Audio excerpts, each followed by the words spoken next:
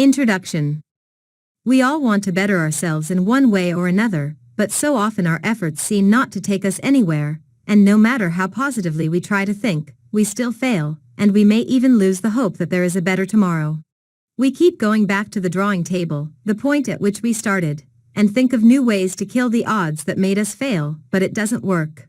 It's like trying to ride to your goal on a merry-go-round. You won't get anywhere. Since we were kids, almost everyone has told us to be positive. The message is instilled in us by our parents, other relatives, our religion, books, and all manner of other individuals and institutions. When we were young, life for many of us was great, but for most of us, as we grew a bit older, life became somewhat harder. What's worse, no one seemed to have the answers to our problems. Many people throughout our lives have tried to teach us how to become successful in whatever endeavor or aspect of life we desired to be successful at. We also have been taught through books, television, seminars, webinars, and other sources of communication. Yet no matter how hard we try, and despite the good intentions of those who try to teach us, it just doesn't work. While many people do become successful, their success is often transient. It does not last, and what's worse, they lose the power to enjoy their success to the fullest.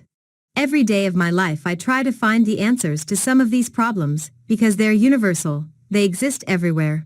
They have nothing to do with what sort of background you come from, or what your family makeup is, or what your ethnicity is. When we are born, the first people we are surrounded with are our family members. As we grow a little older, we make friends. We spend time with people from our town, school, and church. Then, as we grow up, we begin to explore the places we once dreamed about, and we meet more new people. Some of the problems we are going to face in life first take root in our childhood, and is here where we find that many things shaped our minds. This is where some of the problems that stop us from achieving our goals and dreams got into our minds in the first place, without our being aware of the tremendous role they will have in shaping us toward our future. What will open your eyes? Developing the ability to remove these obstacles is what will open the doors to becoming successful and enjoying life in both worlds, your inner world and your external world, and creating this ability. But how do you remove the obstacles? That is what this book will tell you. It took me years of research. In fact, I looked for answers like everybody else, but most of the answers I found were not as solid or helpful as needed. This was because most people are full of opinions rather than helpful answers. But as I see it, life is not about giving a superficial answer, the way most people do. Life is about creating an effective way to make people see the solution to a problem so it can be eliminated forever. You must develop this ability and help those who need it as well as helping yourself. Otherwise, with no answers, you will be running around like a chicken without a head, and no matter how successful you become in your external world, you will not be able to enjoy your life the way you are supposed to.